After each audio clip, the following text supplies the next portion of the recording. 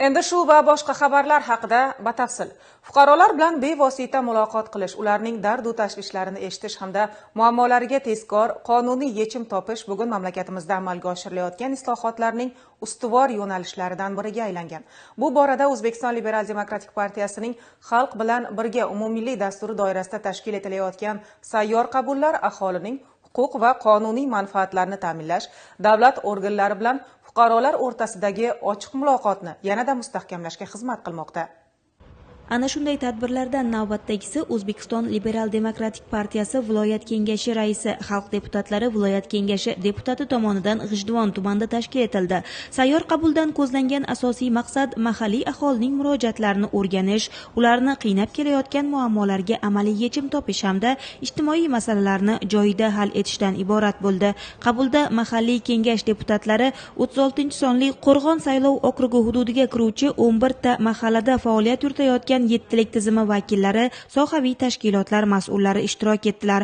Qabul jarayonida 60 nafardan ortiq fuqarolar tomonidan 40 dan ziyod murojaat va takliflar bildirildi. Ular asosan aholi, ayniqsa yoshlar bandligini ta'minlash, oilaviy ajrimlarning oldini olish, xotin-qizlar o'rtasida huquqbuzarlik va jinoyatchilik profilaktikasini kuchaytirish, imtiyozli kreditlar ajratish, sog'liqni saqlash tizimidagi ayrim muammolar, maktab va maktabgacha ta'lim muassasalari faoliyatini yanada takomillashtirish hamda ijtimoiy yordam masalalariga oid bo'ldi. Murojaatlarning aksariyati qabulning o'zida ijobiy hal etildi. Xususan, Xalq banki tomonidan oilaviy tadbirkorlik dasturi doirasida kambag'al oilalar reyestri hamda yagona ijtimoiy himoya reyestriga kiritilgan oilalar uchun ajratiladigan imtiyozli kreditlar bilan bog'liq muammolar yuzasidan amaliy choralar belgilandi.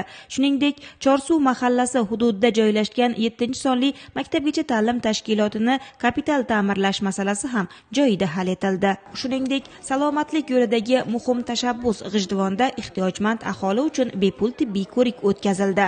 Mazkur tashabbus O'zbekiston Liberal Demokratik partiyasining Xalq bilan birga dasturida belgilangan aholi salomatligini mustahkamlash va kam ta'minlangan oilalar uchun tibbiy xizmatlardan foydalanish imkoniyatlarini kengaytirishga qaratilgan vazifalarning amaliy ifodasi bo'ldi. Ancha yildan beri saharli diabet bilan kasallanganman. Dori-darmonlarni o'z vaqtida olamiz. Mana xalqimizni salomatligini bir inobatga olib, kasallikni oldindan bilish uchun mana deputatimiz boshliq tibbiy ko'rik tashkil bo'lgan. 3-marta yoki 4-marta men guvohi bo'lib turibman. Shu xalqimizni mana shu bemorlarni oldindan kasalliklarini aniqlash uchun mana shunaqa tadbirlar o'tkazilib kelyapti.